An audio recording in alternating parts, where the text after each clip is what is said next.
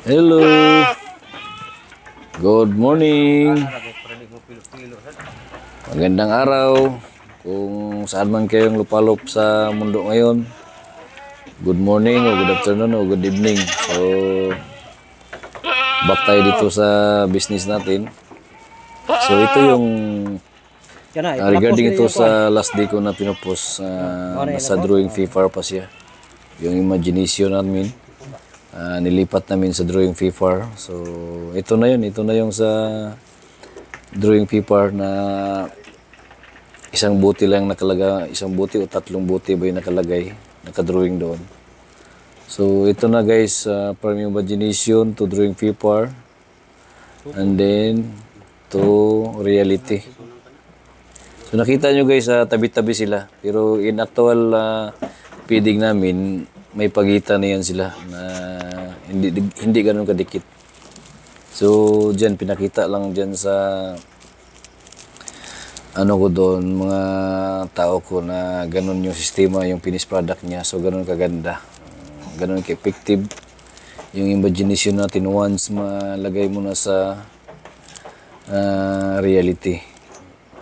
So, ngayon, matanong natin, bakit nakaganon, medyo tingala siya at saka mataas siya. So, kasi minimaintain natin dyan yung suckling effect ng mga kids, mga kiddings natin.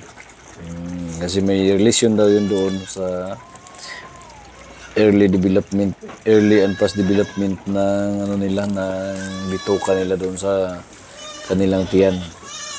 So, kaya sinasadya natin yan at saka sinisiguro natin na may suckling effect. Ma-simulate palagi yung suckling effect every time na mag-battle feed tayo. So, ganun, no? Tingnan nyo, guys. Oh. Makita ninyo sila, guys. Oh. Ano sila, guys, di ba? Para lang silang dumididi sa didi ng nanay nila.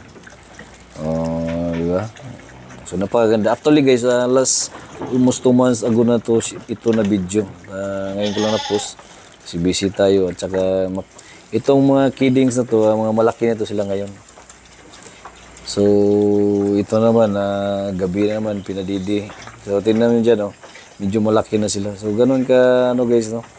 Ganun ka effective at saka, ano, ka ekonomiya. So, napakaganda. So, pwede ito magaya. Magaya to sa kahit sino naman, okay naman to. At saka, sandali lang gawin. Kunti lang gastos.